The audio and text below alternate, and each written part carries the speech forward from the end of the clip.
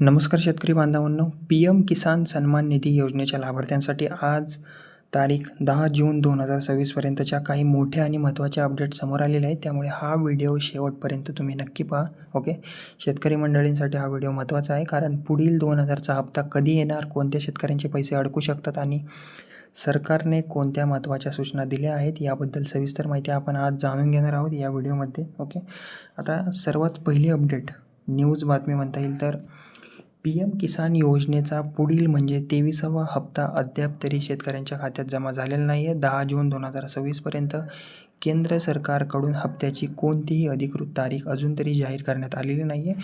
मात्र विविध माध्यमांमध्ये आलेल्या माहितीनुसार जून किंवा जुलै महिन्यात हा हप्ता शेतकऱ्यांच्या खात्यात जमा होण्याची शक्यता आहे. म्हणजेच की आता तर जून सुरू झालेला आहे. ओके, या महिन्यातच शेवटच्या आठवड्यापर्यंत हा हप्ता जमा होण्याची जास्त शक्यता व्यक्त केली जात आहे. ओके, आता नंतरच्या अपडेटविषयी सांगायचं झालं तर तुम्हाला माहितीच असेल की पी.एम. किसान योजनेअंतर्गत पात्र शेतकऱ्यांना दरवर्षी 6,000 आर्थिक मदत दिली जाते आणि ही रक्कम 3 समान हप्त्यांमध्ये म्हणजेच प्रत्येकी 2,000 महिन्याप्रमाणे थेट बँक खात्यात जमा केली जाते. आता मागील हप्त्याबद्दल बोलायचे झाले तर 22वा हप्ता मार्च 2026मध्ये वितरित करण्यात आला होता. त्यावेळी देशभरातील कोट्यवधी शेतकऱ्यांच्या खात्यात DBTद्वारे निधी जमा करण्यात आला होता. ओके, त्यावेळी काय 9 कोटींहून अधिक पात्र शेतकरी कुटुंबांच्या खात्यात DBTद्वारे निधी जमा करण्यात आला होता. ओके, नक्कीच ही योजना बहुतांश शेतकऱ्यांपर्यंत पोहोचलेली आहे असेच दिसून येते. ओके,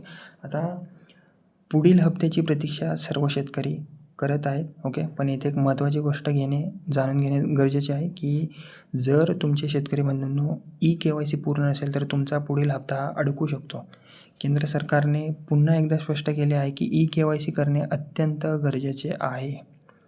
ओके, त्यामुळे ज्यांनी अद्याप KYC पूर्ण केलेले नाही त्यांनी ते तात्काळ पूर्ण करून घ्यावे. ओके, याशिवाय आधार कार्ड आणि बँक खाते लिंक असणे देखील आवश्यक आहे. आणखीन एक महत्त्वाची बातमी समोर आली आहे की जमिनीच्या नोंदींमध्ये चुका असल्यास, त्रुटी असल्यास किंवा चुकीची माहिती असल्यास काही शेतकऱ्यांचे पैसेसुद्धा थांबू शकतात.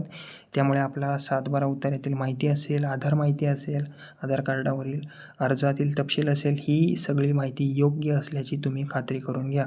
ओके, आता एक प्रश्न येतो की आपले नाव लाभार्थी यादीत आहे की नाही हे कसे तपासायचे.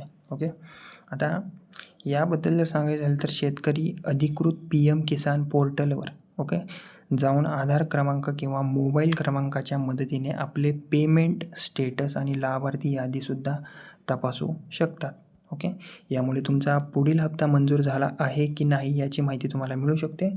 आणि आजच्या या सर्व बातम्यांमधील सर्व जी बातमी मी तुम्हाला सांगितली ती एकदम लहान पद्धतीने सांगायचं झालं तर 10 जून 2026 पर्यंत 23व्या हप्त्याची अधिकृत तारीख अजून तरी जाहीर झालेली नाही आहे.